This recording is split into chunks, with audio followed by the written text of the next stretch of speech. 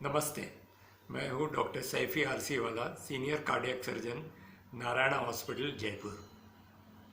आज का टॉपिक है मेरा वॉकिंग यानी कि चलना। Walking is the best exercise, और वो क्यों है ये हम आज डिस्कस करेंगे। बिफोर आई स्टार्ट के पहले शुरू करने के पहले मैं ये बताना चाहूँगा कि हमारे बॉडी के सिस्टम्स क्या हैं। हमारे बॉडी में कई सारे सिस्टम्स हैं, और सबसे इम्पॉर्टेंट सिस्टम जो हमारे बॉडी का है, जो हमको जीवित कहलाता है, जिससे हम जीवित कहलाते हैं, वो है लोकोमोटर सिस्टम, यानी कि चलने फिरने की सिस्टम जो है। उसका मतलब हुआ हमारे कौन से ऑर्गन्स हैं जो हमें काम लगते हैं चलने फिरने में। वो है हाथ, पैर, सर।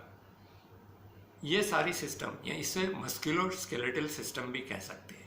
ये मस्कुलो स्केलेटल सिस्टम में आते हैं सारे बोन्स, मसल्स, टेंडन्स, लिगामेंट्स, और मेन तौर पे अगर देखा जाए हाथ, पैर, स्पाइन, हेड, ये सारी चीज़ें लोकोमोटर सिस्टम में हम इंक्लूड करते हैं, और इसे मस्कुलो स्केलेटल सिस्टम भी कहते हैं। ये मेन सिस्टम है जो हमें हर चीज़ के लिए काम आती है, उसीलिए हमें जीवित कहा जाता है। जैसे कि कार है, कार अगर चलती है तो उसे कार कहते हैं, अगर वो खड़ी है तो उसका कोई मीनिंग नहीं है।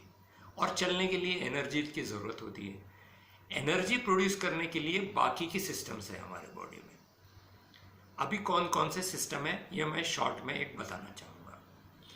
सबसे पहली सिस्टम है गैस्ट्रोइंटेस्टाइनल सिस्टम, जिसके हम खाना अपने शरीर में लेते हैं। उसमें आता है माउथ से लेके रेक्टम तक, यानी oesophagus, stomach, intestines, colon, rectum, liver, pancreas, ये डाइजेस्टिव सिस्टम में आते हैं, और या गैस्ट्रोइंटेस्टाइनल सिस्टम इसे कहते हैं। दूसरी सिस्टम होती है एक्सक्रीटरी सिस्टम, यानी जो एक्सक्रीट करता है, यानी वेस्ट प्रोडक्ट्स को जो बाहर हमारे शरीर से निकालता है। वो हो गया रेक्टम और किडनीज, यूरिनरी ब्लैडर, यूरेटर्स और यूरेथ्रा। ये सारा इसे एक्सक्रीटरी सिस्टम में हम कहते हैं। फिर होता है इंफॉर्मेशन सिस्टम, यानी कि नर्वस सिस्टम, जो ब्रेन और स्पाइनल कॉर्ड और वेरियस नर्व्स है हमारे बॉडी में। इसे हम सेंट्रल नर्वस सिस्टम कहते हैं, और पेरिफेरल नर्वस सिस्टम कहते हैं, और ऑटोनॉमिक नर्वस सिस्टम कहते हैं।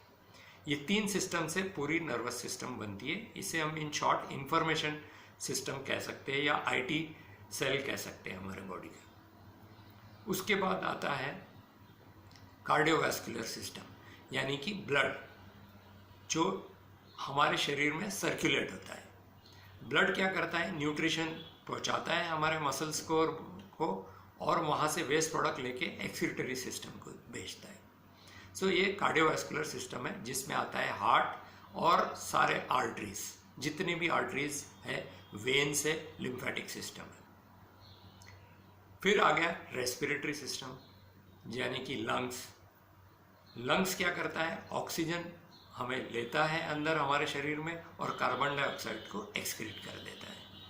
तो ये कार्बन डाइऑक्साइड जो वेस्ट प्रोडक्ट निकलता है, एनर्जी का बाय प्रोडक्ट है, ये हमारे लंग्स के ज़रिए बाहर फेंका जाता है, और बाकी का जो बचता है उसको एसिड में कन्वर्ट करके हमारे यूरिन के जरिए निकल जाता है।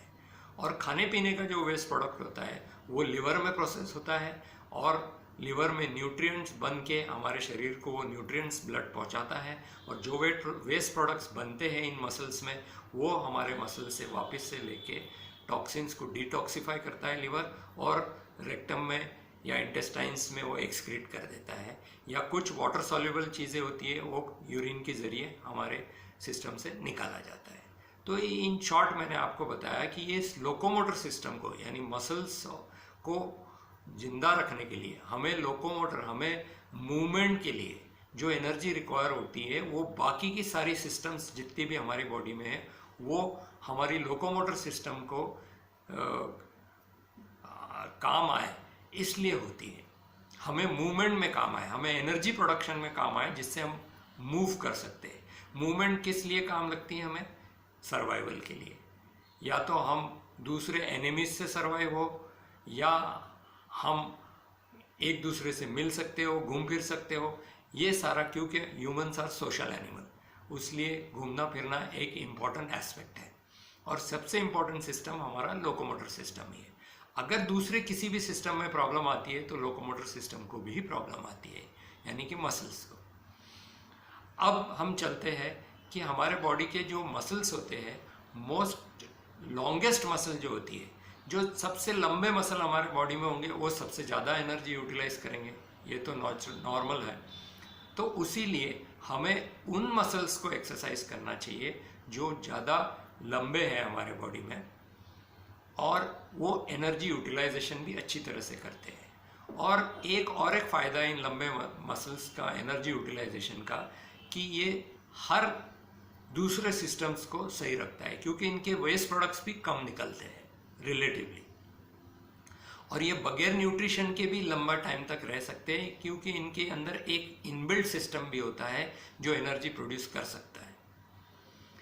सो लंबे मसल्स हमारे बॉडी में कौन से हैं? सबसे लंबे मसल्स हमारे बॉडी में पैरों के हैं और बैक के हैं। बैक मसल्स और पैर के मसल्स जो हमारे पूरे बॉडी को बैलेंस करता है, ये सबसे लंबे मसल्स होते हैं। और इसीलिए हम कहते हैं कि इन लंबे मसल्स को अगर हम एक्सरसाइज करते हैं तो मैक्सिमम एनर्जी यूटिलाइजेशन होता है। जो भी हम खाते हैं, जो भी हम एक्स्ट्रा खाएंगे, वो एनर्जी में अगर कन्वर्ट कर सकते हैं हम मसल्स के ज़रिए हम ये एनर्जी यूटिलाइज कर सकते हैं, तो एक्स्ट्रा जो हमारे बॉडी में फैट बनेगा वो नहीं बनेगा, और जो भी कुछ हम खाएंगे वो यूटिलाइज हो जाएगा एनर्जी फॉर्म में। एक्स्ट्रा जो बचता है वो फैट में कन्वर्ट होता है। उसीलिए जो लॉन्ग मसल्स है, यानी कि पैरों के मसल्स की एक्सरसाइज सबसे अच्छी होती है। जो अपर बॉडी की एक्सरसाइज है, हैंड्स की और चेस्ट की या शोल्डर्स की, ये जो एक्सरसाइजेज है ये हमें बॉडी को शेप देता है। शेप के लिए ये मसल्स की एक्सरसाइज, अपर बॉडी की एक्सरसाइज करना इम्पॉर्टेंट होती है, और लोअर बॉडी की एक्सरसाइज करना हमारे लिए एनर्जी यूटिलाइजेशन के लिए, और हमारी सिस्टम्स अच्छे से चले, इंसुलिन सेंसिटिविटी बढ़े, डायबिटीज़ का रोग कम होए, हाइपरटेंशन कम होए, इन सब के लिए बड़े मसल्स यूटिलाइजेशन आर इम्पॉर्टेंट।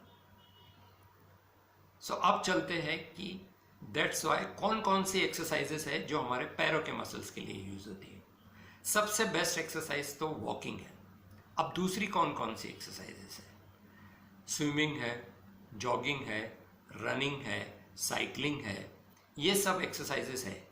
लेकिन ये सब एक्सरसाइज में कुछ ना कुछ डिसएडवांटेजेस है। स्पेशली अगर आप 50 साल के ऊपर की उम्र रखते हो तो हाई इम्पैक्ट एक्सरसाइज को अवॉइड करना चाहिए, स्पेशली फीमेल्स को।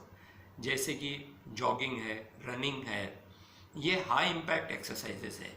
स्किपिंग है, ये भी एक हाई इम्पैक्ट एक्सरसाइजेस है, ये हमारे जॉइंट्स को अफेक्ट कर सकता है। सो अब अगर जॉइंट्स की बात आई है तो मैं शॉर्ट में कहूँगा कि हमारे, अगर आप एक एक्सरसाइज करें, वो एक्सरसाइज क्या है कि सारे जॉइंट्स की मूवमेंट करें। स्टार्ट फ्रॉम योर फिंगर्स की एक्सरसाइज करें, रिस्ट की एक्सरसाइज करें। जितनी बार भी आप जो भी डायरेक्शन में आप जॉइंट्स मूव कर सकते हो, वो सारे जॉइंट्स को मूव करें, तो आपकी सारी जॉइंट्स की एक्सरसाइज हो जाएंगी अपने आप ही। अब रहे मसल्स की एक्सरसाइज, इस पे हम चलते वॉकिंग के बारे में बताते हैं। ये जो एक्सरसाइजेस लॉन्ग मसल की मैंने बताया, जैसे कि रनिंग है, जॉगिंग है, स्किपिंग है, साइकिलिंग है, स्विमिंग है, वॉकिंग है, क्लाइंबिंग है, ये सारे एक्सरसाइजेस हैं। अब इन सब में जो सिंपलेस्ट है वो है वॉकिंग, और नेक्स्ट सिंपलेस्ट है इस क्लाइंबिंग। तो इस दो चीज़ पे अपन डिस्कस करेंगे, हम डिस्कस इन दो चीज़ों पे करेंगे। सो वॉकिंग, अब वॉकिंग पे चलते हैं हम। सबसे पहले जो ईजीएस्ट फॉर्म ऑफ वॉकिंग है वो दो है। जो लोग धार्मिक हैं वो टेम्पल में जाके टेम्पल वॉकिंग कर सकते हैं, एंड दैट इज़ अबाउट 30 से 45 मिनट का, और हमारे टेम्पल्स भी काफ़ी लंबे हैं, और प्रदक्षिणा हम जो करते हैं उसमें काफ़ी राउंड लग जाते हैं, तो 30-45 मिनट तो हमारे टेम्पल की वॉकिंग हो जाती है। या तो फिर विंडो शॉपिंग करो आप, मॉल में जाके, हमारे मॉल्स भी बड़े लंबे चौड़े मॉल्स हैं, तो इसमें भी आप एक अपनी एक्सरसाइज कर सकते हो। और हफ्ते में 3 बार भी आप मॉल में या टेम्पल वॉकिंग करेंगे तो दैट इज़ वेरी गुड। तो टेम्पल वॉकिंग में एक फेथ भी डेवलप होता है और यूजफुल भी रहता है। दूसरी बात, 3 तरीके की वॉकिंग की जा सकती है। एक डिस्टेंस रिलेटेड वॉकिंग कर सकते हो या टाइम रिलेटेड कर सकते हो। डिस्टेंस यानी कि मैं रोज 4 किलोमीटर चलूँगा, 4 से 5 किलोमीटर, या फिर मैं रोज़ 45 मिनट चलूँगा। ये दो सिस्टम्स अलग अलग है। अगर आप 45 मिनट चलना चाहते हो तो आप दो तरीके से चल सकते हैं। एक तो ये है कि आप अपने घर से निकलो और घड़ी में 20 मिनट लगा दो और चलते रहो। जहाँ 20 मिनट ख़त्म होता है वहाँ से फिर से रिटर्न हो जाओ तो आपके 40 से 45 मिनट की वॉक हो जाएगी। अब वॉकिंग में भी एक तो ये हो गया, या फिर डिस्टेंस फिक्स कर दो कि ये मेरा लैंडमार्क है, ये 1.5 से 3 किलोमीटर है मेरे घर से, 1.5 किलोमीटर आगे है, मैं 1.5 किलोमीटर चलता हूँ, वहाँ तक पहुँचता हूँ और फिर वहाँ से रिटर्न हो जाता हूँ तो मेरे 3 किलोमीटर हो जाते हैं। तो इस तरीके से आप अपने आप को वॉकिंग फिक्स कर सकते हो। दूसरा बात ये आती है कि आप वॉकिंग कैसे की जाए। अगर आप अकेले वॉकिंग करते हो तो वो बेस्ट फॉर्म ऑफ मेडिटेशन है। आप अकेले घूमने निकल जाओ और अपने आप का इंट्रोस्पेक्शन करो, यानी ये बहुत अच्छा मेडिटेशन भी है। दूसरा, आप अपने स्पाउस के साथ कर सकते हो, हस्बैंड या वाइफ दोनों मिलके अगर आप चले 45 मिनट तक तो this is the best quality time you can ever get. कभी भी आपके पूरे दिनचर्या में इतना अच्छा क्वालिटी टाइम दोनों को एक दूसरे से बात करने का और समझने का मौका कभी नहीं मिल सकता पूरे दिन भर में। ये 45 मिनट में आप हर चीज़ डिस्कस कर सकते हो और एक दूसरे के साथ बिता सकते हो, इसे हम क्वालिटी टाइम कह सकते हैं। तीसरा, अगर आप फ्रेंड्स के साथ भी करते हो वॉकिंग तो वो फ्रेंड्स के साथ अपनी नॉलेज शेयर कर सकते हो, अपने ओपिनियन शेयर कर सकते हो, आप आर्ग्यूमेंट्स कर सकते हो, आप डिस्कस कर सकते हो। तो बहुत सारी चीज़ें आप जानकारी भी ले सकते हो अपने फ्रेंड्स के साथ भी। सो फ्रेंड्स के साथ करने में भी आप एंजॉय कर सकते हो वॉकिंग को। सो ये walking different forms of walking है।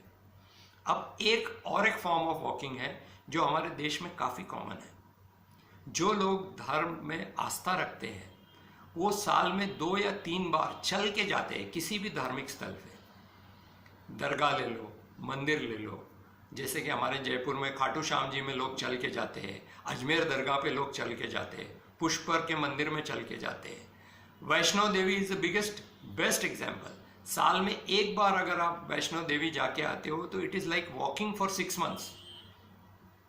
It gives you the same impact. और दूसरी बात यह है कि अगर हम ग्रुप में चलते हैं तो हम ज़्यादा चल सकते हैं। उसी लिए हमारे पूर्वजों ने या हमारे हिंदुस्तान में एक फिलॉसफी है चलने की। ये आजकल जो लोग धर्म में आस्था नहीं रखते वो मैराथन में बिलीव करते हैं, उसीलिए मैराथन आया है। लेकिन अगर देखा जाए हमारी हिस्ट्री, एंशियंट हिस्ट्री, हम तो कितने बरसों से इस तरीके से चल रहे हैं। और हमारे हर धर्म में, किसी भी धर्म ले लो, उसमें चलना लिखा हुआ है। हम 2-2, 3-3 दिन तक चलते हैं। तो this is a very good form of exercise. अगर साल में आप 3 बार भी इस तरीके की यात्रा पे निकल जाते हो तो आपका लगभग साल भर का वॉकिंग एक साथ में ही हो जाता है और आपका मसल डेवलपमेंट हो जाता है। आपको बहुत सारे फायदे होते हैं उसके। और फिर आपका डेली वॉकिंग तो चालू है ही, क्योंकि वो स्टेमिना और कॉन्फिडेंस देता है। वो यात्रा में आपको आता है कि हाँ, मैं इतने किलोमीटर्स तक चल सकता हूँ। तो आपको 2 या 3 किलोमीटर रोज फिर चलने में कोई बड़ी बात नहीं लगती है। सो इसलिए अगर आप अपनी खुद की हिंदू फिलॉसफी या इंडियन फिलॉसफी देखें तो उसमें हर धर्म का लिखा हुआ है कि हर धर्म में, जैसे दरगाह पे लोग चल के जाते हैं, मंदिर में लोग चल के जाते हैं। तो ये चलना बहुत इम्पॉर्टेंट है और यूज़फुल है। और ग्रुप में अगर आप चलते हो, कई हॉस्पिटल्स में, रिहेबिलिटेशन सेंटर्स में, अमेरिका में और इंग्लैंड में, वो ग्रुप में एवरी वीक पे ग्रुप में वो मॉल वॉकिंग के लिए लेके जाते हैं। 10 लोगों का ग्रुप बनाते हैं, 15 लोगों का ग्रुप बनाते हैं और वो चलते हैं। 2 से 3 घंटे तक वो चल लेते हैं, पता भी नहीं चलता उनको। और कई पेशेंट तो आर्थराइटिस के भी है उसमें, जो चल लेते हैं इतने किलोमीटर्स विदाउट रियलाइजिंग। सो ये एक एनर्जी ट्रांसफरेंस होती है from one person to another, और इसके लिए हम चल सकते हैं। That's why walking is a very good exercise and you must do it. दूसरा होता है सिंपल, जो फ्लैट में रहते हैं वो कैसे कर सकते हैं। अगर 5वीं मंजिल पे रहते हो तो आप 3री मंजिल पे उतर जाओ और 2 मंजिल चढ़ के जाओ। तो that is also good form of long muscle exercise. पैरों की एक्सरसाइज उससे भी बहुत अच्छी होती है।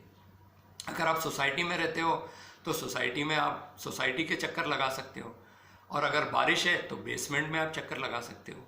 अगर आप घर पे हो तो टाइम लगाओ और हॉल में आप अप एंड डाउन वॉकिंग करो। 30 to 45 मिनट्स। भले आप अप एंड डाउन हॉल में, भले वो 10 फुट की जगह है या 15 फुट की जगह है, उसमें भी आप वॉकिंग कर सकते हो, लेकिन टाइम लगा के वॉकिंग करो, क्योंकि किलोमीटर हम गिन नहीं सकते ऐसे सिचुएशन में। तो ये मैंने सिंपल वे में आपको बताया कि सबसे अच्छी एक्सरसाइज वॉकिंग एक्सरसाइज है। उसमें कोई इम्पैक्ट नहीं होता हमारे पैरों में, और उसके साथ साथ हमारे लॉन्ग मसल्स की एक्सरसाइज होती है। जब लॉन्ग मसल्स की एक्सरसाइज होती है तो बहुत सारी बीमारियों का फ़ायदा भी होता है उसमें, जैसे कि डायबिटीज़ है, शुगर यूटिलाइजेशन होता है, हाई ब्लड प्रेशर है, प्रेशर कम होता है वॉकिंग से, क्योंकि मसल जो है वो प्रेशर को मस्कुलर एक्सरसाइज प्रेशर को कम करती है। तो ये सारे क्रॉनिक डिजीजेस, डाइजेस्टिव डिजीजेस हो, कॉन्स्टिपेशन की हो, ये सारी वॉकिंग से बहुत सारे एडवांटेज मिलते हैं। सो दैट्स वाई हर शास्त्र में लिखा हुआ है, चाहे वो किसी भी हो, एलोपैथिक, आयुर्वेदिक, होम्योपैथिक, सब बाजू लिखा हुआ है। और हमारे पूर्वज भी सारे यही कहते हैं कि वॉकिंग करो, वॉक द टॉक, इतने सारे व्हाट एन आइडिया सर जी, ये सारी चीज़ें हमें टीवी पे भी दिखाई गई है। उसीलिए don't give up walking, keep on walking as much as you can. Good luck, have a safe period, because ये कोविड का ज़माना है, थोड़ा डिफ़िकल्ट है, लेकिन we will get over all this. और लास्टली, वॉकिंग से हमारी इम्यूनिटी भी बढ़ती है। So please keep on walking, whether it is inside your house, घर के अंदर हो या घर के बाहर हो या सोसाइटी में हो, कहीं पे भी हो, कोशिश करो जितना आप चल सकते हैं उतना चलो। इसी के साथ मैं आज का वीडियो समाप्त करता हूँ। Stay healthy, stay safe. धन्यवाद।